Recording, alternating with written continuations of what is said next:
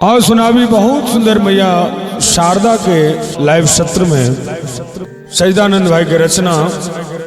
ज्ञान दो दिया है मैया वरदान दो दिया, ज्ञान दो दिया है वरदान दो दिया, हे बीना वाली मैया। कहियो सरस्वती मैया की जय हो।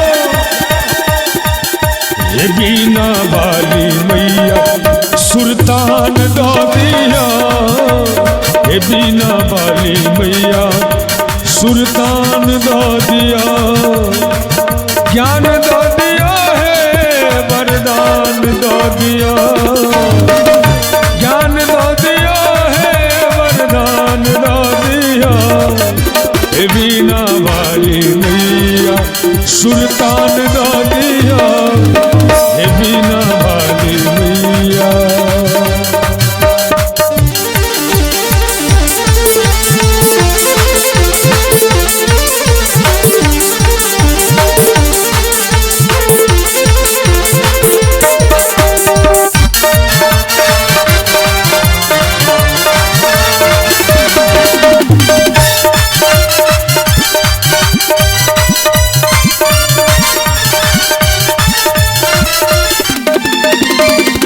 शंखक तान आई बंसी के बोल छी,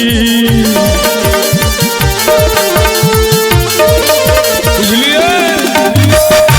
शंखक तान आई बंसी के बोल छी, बीना के तार आई सरगम अनमोल छी, ज्ञान दो दिया पहचान दो दिया, ज्ञान दो दिया है माँ पहचान दो दिया, हे बीना वाली मैया, हे बीना वाली मैया सुल्तान दो दिया, हे बीना वाली मैया सुल्तान दो दिया, बीना वाली मैया।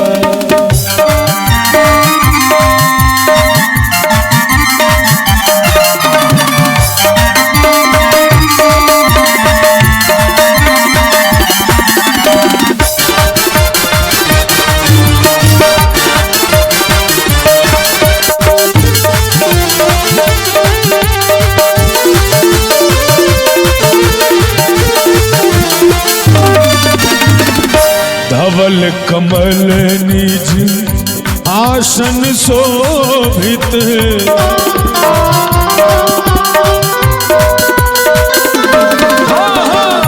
धवल कमल निज आसन शोभित, गीत पुनीत सा जग भेल मोहित, गीत पुनीत सा जग भेल मोहित,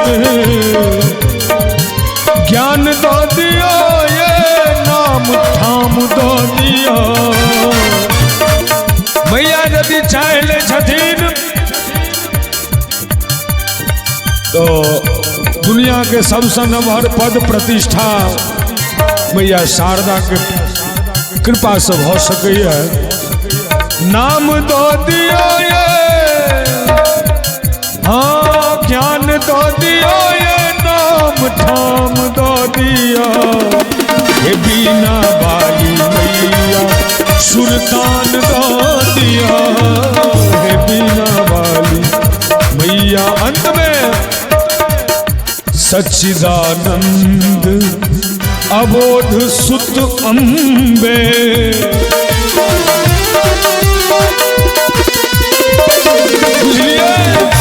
सच्चिदानंद अबोध सुत अम्बे, वंदना करैया नित अरविंद संगे, वंदना करैया नित अरविंद संगे, ज्ञान दो दिया है माँ कनियो ध्यान दो दिया,